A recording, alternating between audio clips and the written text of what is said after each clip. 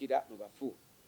Ebigambo ebyo bibiri oba ebikolwa ebyo ebibiri bye byakyusa ensi yonna nga bwe tugimanyi.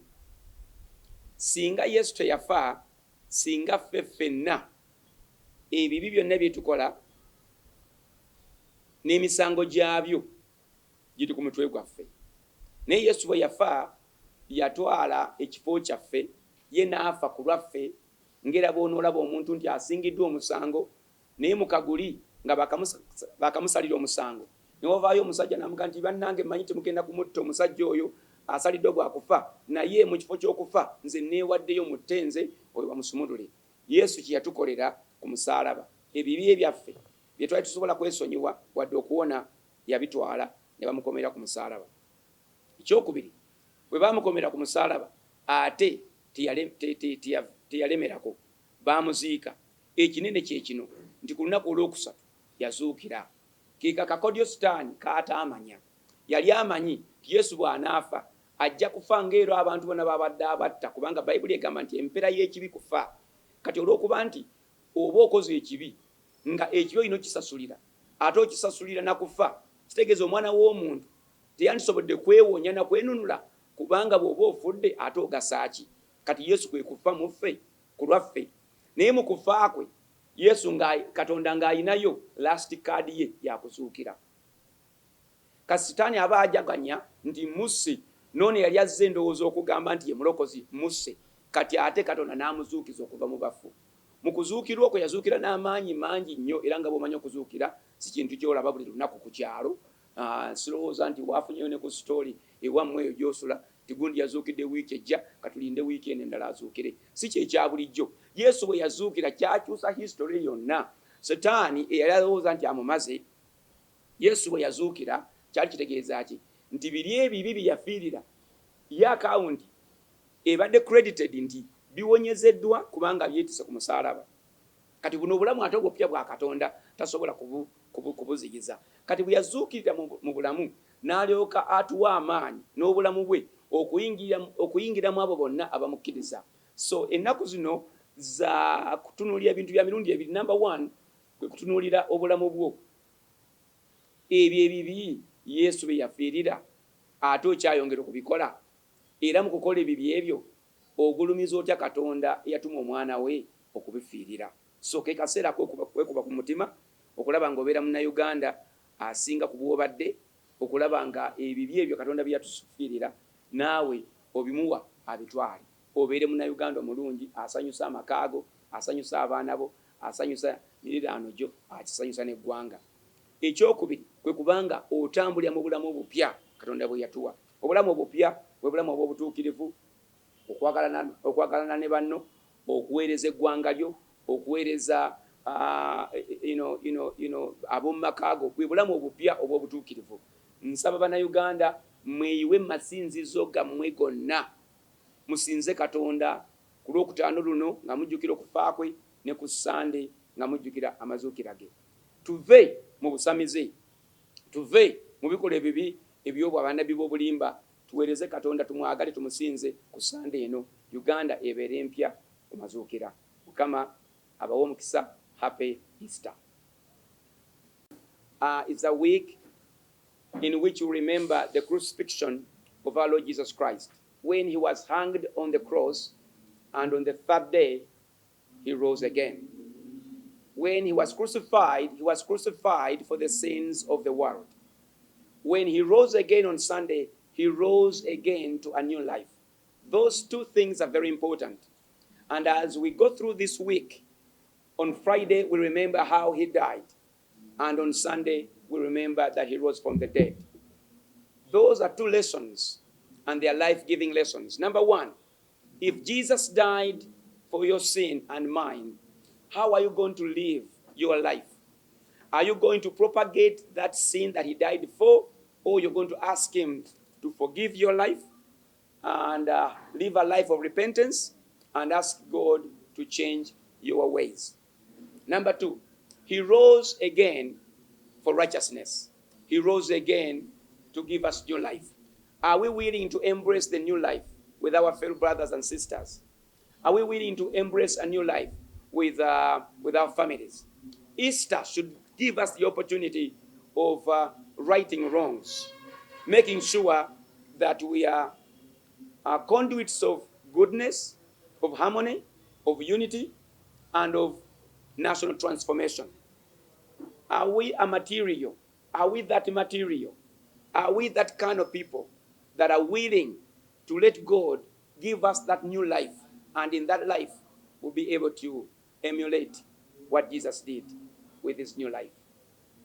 I wish you a great, great Easter, and I encourage every Ugandan to just fill up all the churches in Uganda and let us know Christ is Lord and is alive in our lives.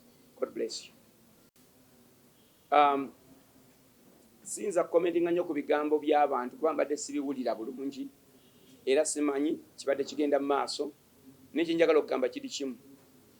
Olutalo lwe tulwana lusinga omuntu okwogera ekigambo n'oli ekigambo. Olutalo lw'abalokole olukyasinze kwe kulwanyisa bannabbi b'obulimba, abasajja abafere abakozesa amaanyi ga sitaani, amaanyi ga Illuminati n'amaanyi g'okusalako ebitundu by'abantu ebyekyama okufuna amaanyi gaabwe, n'abo abakabasanya abavubuka nga babakola ebintu babavuga empanka abaana abato. Ekyo kye fundamental reason and message that we need to resonate. Omuntu bw'akugamba nti nze sisobola kusabira bantu ne bawona okujjako nga maze kabasanya n'okusodomizinga omwana omuto, that is concerning to us as pastors. Ekyo kye kisinga obukulu. Naye ogamba omuntu kino nakiri, ebyo bigambo ebitalina foundation. Naye ekikulu kye kino, oli musumba ateredde, oli musumba omutuufu, oli musumba asigala ku mulamwa, abantu ba Katonda tobabuza, ekyo gwe mulamwa omunene.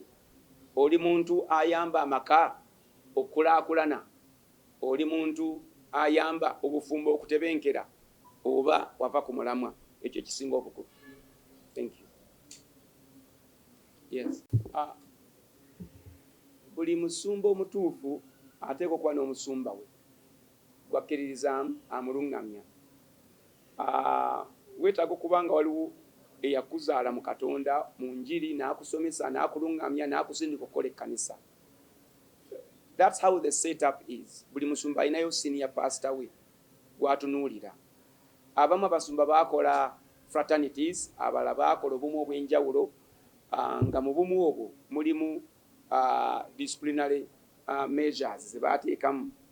Naye ekibi, abasumba b'osinga okulaba nga bavudde ku mulamwa tebalina abawabula, so bo babuvaamu obumu bwabwe tebabwagala, n'afuna ekintu kye kyavuga nga ye yekka yekka. Kati awe wava ebizibu ate nga tosobola mukaka kubanga ye aba amanyi omutima gwe.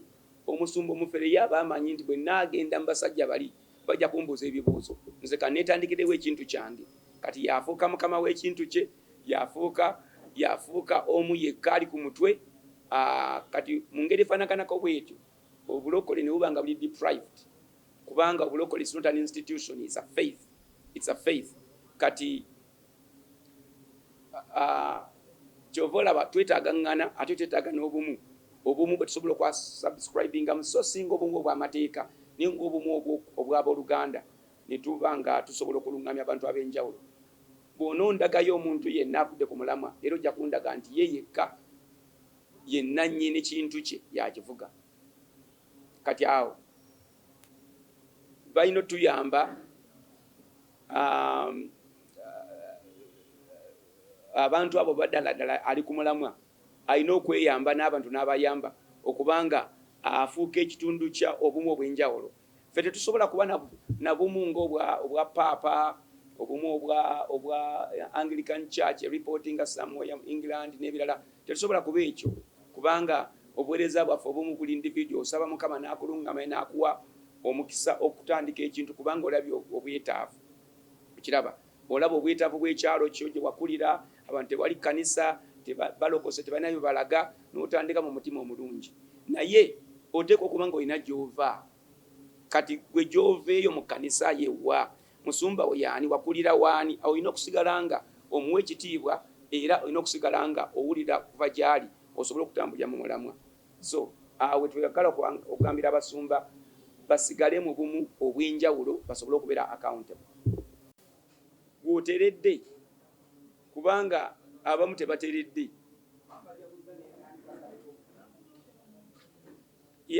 Tebateredde abamu. So obuze ekibuuzo ekyo, we will address other things later. Abamu tebateredde ne bwe bali watereevu n'omusingi si mutereevu. So gwe sooka omubuuzo ekibuuzo ekyo. Mwebale nnyo.